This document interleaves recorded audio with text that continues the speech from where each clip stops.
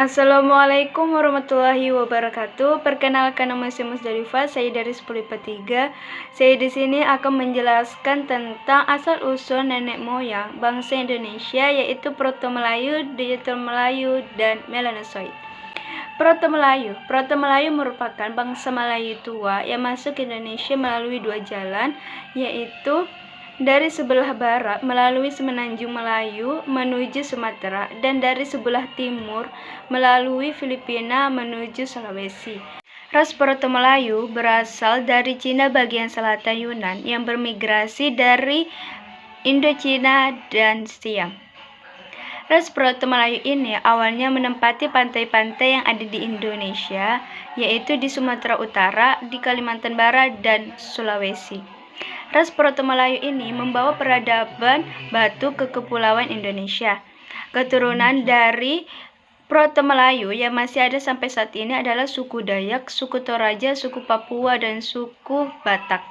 Ras Proto-Melayu ini diyakini telah ada sekitar 2000 tahun yang lalu. Ketika para imigran baru datang, ras Proto-Melayu ini pindah dan mencari tempat baru di hutan. Sehingga hal ini menyebabkan ras Proto-Melayu mendapat sedikit pengaruh dari kebudayaan Hindu ataupun Islam di kemudian hari. Ras Proto-Melayu ini juga mendapat sedikit pengaruh Kristen karena mereka mengenal para penginjil yang masuk ke wilayah mereka. Ada beberapa kesamaan bahasa dari bahasa Karen dengan bahasa Batak. Ketika adanya persebaran dari suku bangsa Dayak hingga ke Filipina, Malaka Barat, dan Sarawak menunjukkan rute perpindahan ke kepulauan Indonesia. Sedangkan suku bangsa Batak mengambil rute dengan menyusuri pantai-pantai yang ada di Burma ataupun di Malaka Barat.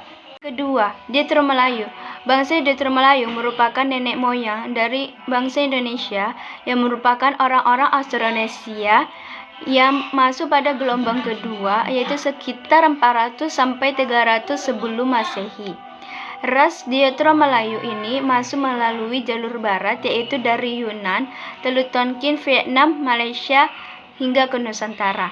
Ras Detro Melayu ini membawa kebudayaan logam yang berasal dari Dongson, Vietnam Utara.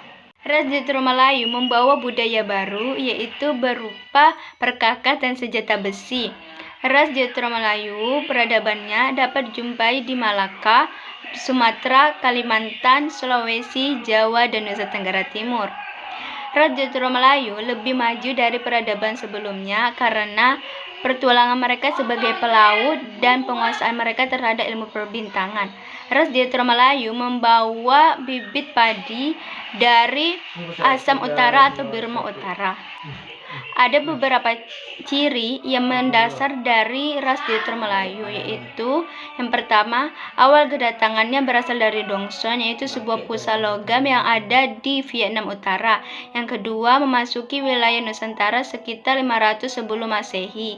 Yang ketiga, memiliki kebudayaan membuat logam, peralatan besi, dan senjata besi. Yang ketiga, bukti keturunan asli dari kebudayaan Detro Melayu adalah suku Bugis, suku Sunda, suku Jawa, suku Minang, dan suku Makassar. Ras Detro Melayu memiliki beberapa peninggalan, yaitu berupa neraca, bejana perunggu, dan kapak corong. Ras Detro Melayu dapat membuat irigasi pada lahan pertanian yang mereka ciptakan. Ras Detro Melayu ini menghasilkan kebudayaan yang bisa disebut dengan megalitik muda, yang keberadaannya dapat ditandai dengan ditemukannya dolmen, kubur peti batu, waruga, arca, sarkofagus, dan lain sebagainya. Penduduk yang tinggal di daerah Indonesia, kecuali yang tinggal di Papua, di pulau-pulau sekitar Papua, adalah ras Detro Melayu. Yang ketiga, Melanosoid. Melanosoid adalah ras terbesar di Lautan Pasifik yang letaknya berada di sebelah timur Irian dan benua Australia. Ras Melanosoid yang ada di kepulauan Indonesia yaitu Papua Barat, Ambon, Maluku Utara, dan Nusa Tenggara Timur. Ada juga daerah dari luar negeri yang termasuk rumpun dari ras melanosoid, yaitu Papua Nugini, Bismarck, Salomon.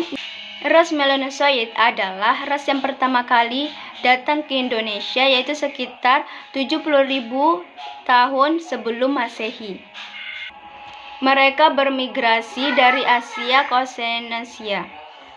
Ras melanosoid memiliki beberapa ciri. Yang pertama, memiliki bibir yang tebal.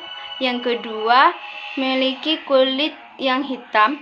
Yang ketiga, memiliki rambut yang hitam dan keriting. Yang keempat, memiliki postur tubuh yang tegap. Yang kelima, memiliki tinggi dengan rata-rata 160 sampai 170 cm. Tempat tinggal ras melanosoid ini berupa perkampungan yang dibuat dari bahan-bahan yang ringan, yang hanya berupa tenda atau kemah yang didirikan di dekat dinding-dinding gua yang besar sebagai tempat perlindungan. Menurut Daljuni, 70% dari ras melanosoid tinggal di Papua dan 30% lainnya tinggal di Kepulauan Papua dan Papua Nugini. Ras melanosoid memiliki beberapa peninggalan budaya, yaitu yang pertama, penduduk yang tinggal di daerah pantai memiliki mata pencaharian menokok sagu dan menangkap ikan, dan memiliki rumah dengan ciri rumah panggung. Yang kedua, penduduk yang tinggal di daerah sungai, rawa, lembah, dan danau memiliki mata pencaharian sebagai pemburu dan menangkap hasil hutan. Yang ketiga, penduduk dataran tinggi umumnya mata pencaharian mereka adalah berternak dan berkebun secara sederhana. Yang keempat, pesta adat Maeda. Pesta adat Maeda adalah pesta adat mencari jodoh yang dapat dilakukan kapan saja. Yang kelima, pesta adat Yuwu. Pesta adat Yuwu adalah acara yang diselenggarakan oleh orang-orang kaya yang bertujuan untuk memamerkan harta kekayaan mereka masing-masing. Yang keenam, pesta adat Yitu. Pesta adat Yitu adalah pesta adat dalam ikatan keluarga seperti ulang tahun. Bangsa melanosoid dapat mencapai sampai 100.000 jiwa. Ras melanosoid ini dapat juga disebut sebagai peradaban Paleolitikum. Ras melanosoid berada di Papua, Maluku, dan Nusa Tenggara Timur. Asal mula Melanesia adalah Proto-Melanesia, merupakan penduduk pribumi di Jawa. Bangsa Proto-Melanosoid terus terdesak oleh bangsa Melayu. Bagi mereka yang belum sempat ke Kepulauan Papua, mereka melakukan percampuran dengan ras baru, yaitu antara ras Melanosoid dan Melayu, yang sehingga menghasilkan ras Melanosoid Melayu yang sekarang berada di Maluku dan Nusa Tenggara Timur. Itu saja yang dapat saya sampaikan. Mohon maaf bila ada kesalahan dalam pengucapan dan penjelasannya. Saya akhiri dengan wassalamualaikum warahmatullahi wabarakatuh. Terima kasih.